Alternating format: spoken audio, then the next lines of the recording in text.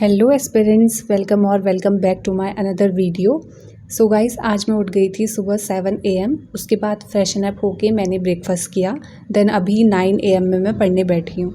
तो सबसे पहले सुबह उठ के मैं डेली रिवाइज़ करती हूँ जो भी मेरे प्रीवियस नोट्स होते हैं, चाहे वो CDP से रिलेटेड हो या math, science, Hindi, English, pedagogy से रिलेटेड हो। और इस वाले रिवीजन को कंप्लीट करने के बाद मैं सोच रही हूँ कि इसको एक बार मैं और रिवाइज़ करूँ जल्दी से जल्दी। इसलिए मैं रिवीजन पे बहुत ज़्यादा फोकस कर रही हूँ बिकॉज़ 27 सितंबर को मेरा यूटेट का एग्ज़ाम है। तो मैं ऐसा सोच रही हूँ कि यूटेट में भी मैं बहुत अच्छा स्कोर कर पाऊँ, क्योंकि आने वाले टाइम पे कंपटीशन लेवल बहुत ज़्यादा हाई हो सकता है, ऑलरेडी इतना ज़्यादा हाई है। और साथ में सिलेबस में क्या पता चेंजेस आ सकते हैं। तो मैं ऐसा सोच रही हूँ कि इसी बार अपना 100% दे के मैं ज़्यादा से ज़्यादा अच्छा स्कोर कर पाऊँ।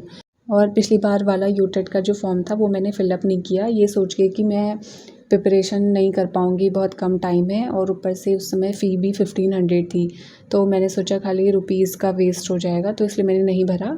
बट मेरे फ्रेंड्स ने भरा था तो काफ़ी लोगों का उसमें क्वालिफ़ाई भी हुआ था, तो वो लोग बोल रहे थे कि बहुत ईज़ी आया था एग्ज़ाम। तो मैंने ऐसा सोचा कि मैंने भर लेना चाहिए था, मुझे रिग्रेट भी हुआ बाद में। बट फिर मैंने सोचा कि अब रिग्रेट करके क्या ही फ़ायदा है, तो नेक्स्ट टाइम भरूँगी। तो इस बार इसलिए मैं अपना 100% देना चाहती हूँ और अच्छा स्कोर करना चाहती हूँ, क्योंकि इस बार क्वालिफ़ाई हो गया तो अच्छी बात है, वरना अगर इस बार नहीं हुआ तो फिर 1 साल और पीछे जाना पड़ेगा, जो कि मैं नहीं चाहती हूँ। इसलिए मैं ऐसा सोचती हूँ कि मेरा लास्ट चांस है, तो इस बार मुझे क्वालिफ़ाई करना ही है।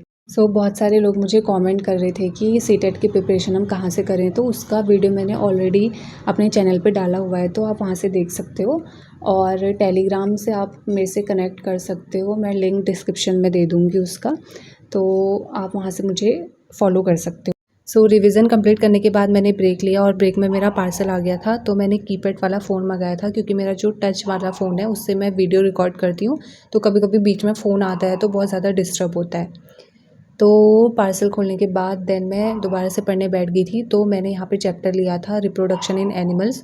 तो ये चैप्टर मैंने एक बार पहले पढ़ लिया था, तो मैं इसकी दोबारा से रिवीजन कर रही थी, क्योंकि अभी का जो बेसिकली मेरा टाइम है वो सबसे ज़्यादा रिवीजन पे जा रहा है और मैथ्स की प्रैक्टिस पे। और NCERT को तो हम बिल्कुल भी नेगलेक्ट नहीं कर सकते, क्योंकि NCERT बहुत ज़्यादा इंपॉर्टेंट है।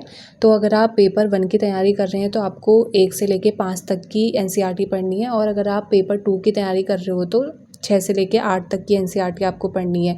तो उसमें आप साइंस और मैथ्स दोनों की NCERT, बट मैथ्स में ऐसा होता है कि मैथ्स की NCERT हम उतना ज़्यादा नहीं पढ़ सकते हैं, क्योंकि मैथ्स बहुत ज़्यादा वास्ट है। तो इसलिए आप मैथ्स की प्रैक्टिस कर सकते हो, और साइंस की NCERT पढ़ना तो बहुत ज़्यादा ज़रूरी है।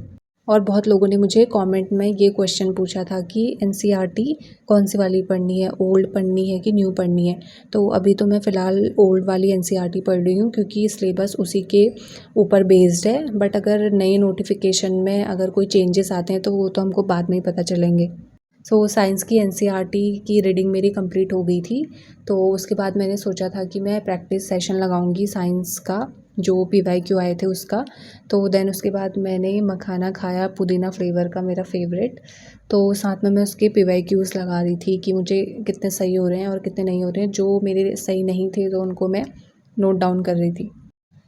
अगर आप सीटेट की प्रिपरेशन यूट्यूब से कर रहे हो तो आपको बहुत सारी चीज़ें ध्यान में रखनी पड़ेंगी। तो सबसे पहले तो आपको सिलेबस और एग्ज़ाम पैटर्न को समझना पड़ेगा। तो उसके लिए आप जो सीटेट की ऑफ़िशियल वेबसाइट है उससे आप ऑफ़िशियल सिलेबस को और एग्ज़ाम पैटर्न को आप डाउनलोड कर सकते हो। तो इससे आपको पता चलेगा कि कौन कौन से टॉपिक से कितने क्वेश्चन पूछे जाते हैं। देन एक अच्छा यूट्यूब चैनल चुनना बहुत ज़्यादा ज़रूरी है, क्योंकि यूट्यूब पे बहुत सारी फ्री क्लासेस अवेलेबल हैं, लेकिन सबको फॉलो करना बहुत ज़्यादा कन्फ्यूज़न हो जाता है। आप एक तो अच्छे चैनल्स जिससे आपको समझ में आता है तो उसको आप रेगुलर वे में फॉलो कर सकते हो। और NCERT को आपको बिल्कुल भी नेगलेक्ट नहीं करना, क्योंकि वो बहुत ज़्यादा इम्पोर्टेंट है। और PYQ और मॉक टेस्ट बहुत ज़्यादा ज़रूरी हैं। यूट्यूब पर कई फ्री टेस्ट सीरीज़ हैं और PYQ डिस्कशन वीडियो अवेलेबल हैं, तो उनको आप देख के क्वेश्चंस को खुद से सॉल्व कर सकते हो।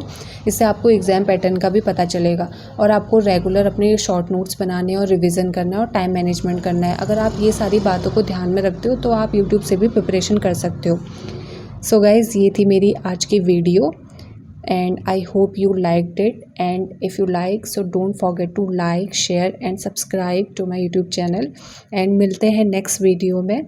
Bye bye, take care, all the best.